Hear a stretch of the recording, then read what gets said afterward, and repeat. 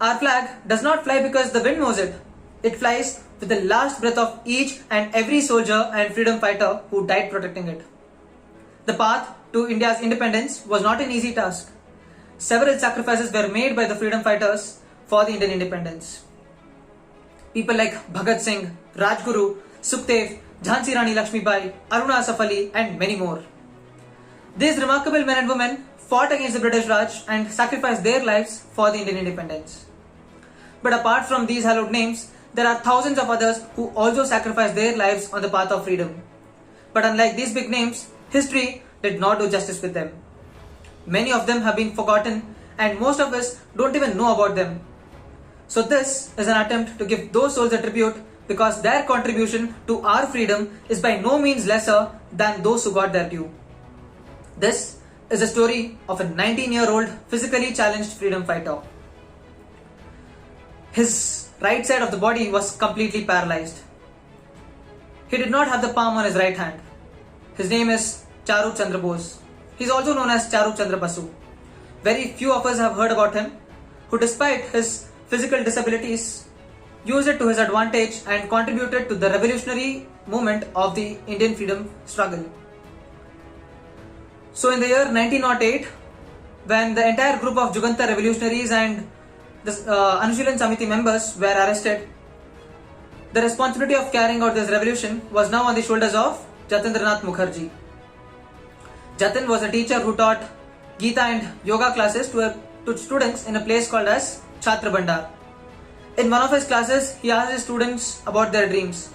Many said they wanted to become ICS officers and few wanted to study in London. And there was one boy who said, "Sir, I want to free India from the British." Jatin was very happy and surprised. He asked, "My boy, British are ruling us. They are giving us good education. They are building good infrastructure. Why do you want to send them?" For this he replied, "Sir, India is my motherland. India is our motherland. And I cannot see anybody else ruling it. If we are true children of Bharat Mata, then it means that our prime duty is to send them out of India."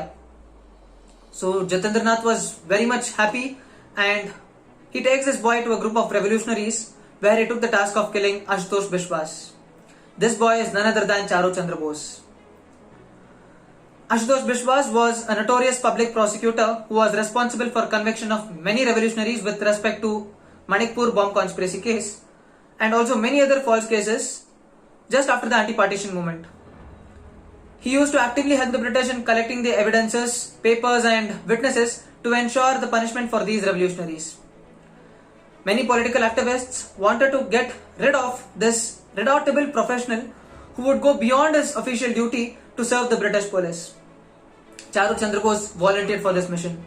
He said, "Sir, you give me this task and consider the job is done." Jatin was shocked. He said, "You? How can you do this? Just look at yourself." For this, Charu said, "Sir, my body might be weak, but not my mind, not my soul. You please give me this task and consider it to be done." Jatin had to agree. As per the plan, on February 10th, 1909, Jatindranath gave him a revolver with 6 rounds of bullets. Charu Chandra Bose tied this revolver to his crippled hand with a thread and covered it under a shawl. He took the blessings of his teacher and he goes to this court premises. He spotted Ashutosh Biswas and Ashutosh Biswas was within the shooting range many a times, but he did not take a chance. He followed Ashutosh and when he was in point blank range, he fired 1 round. Ashutosh fell onto the ground.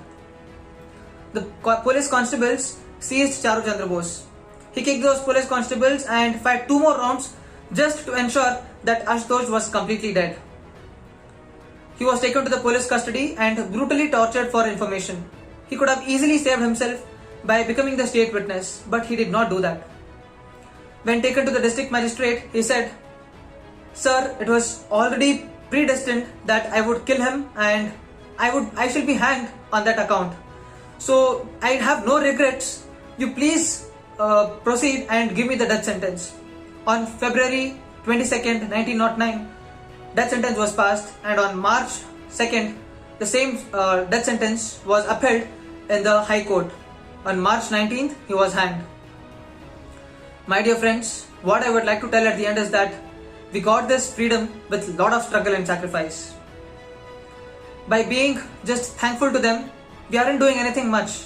We are not paying for the freedom because somebody else has already paid for it. It is very easy to say thank you, but how many of us actually mean it? And how many of us actually live it?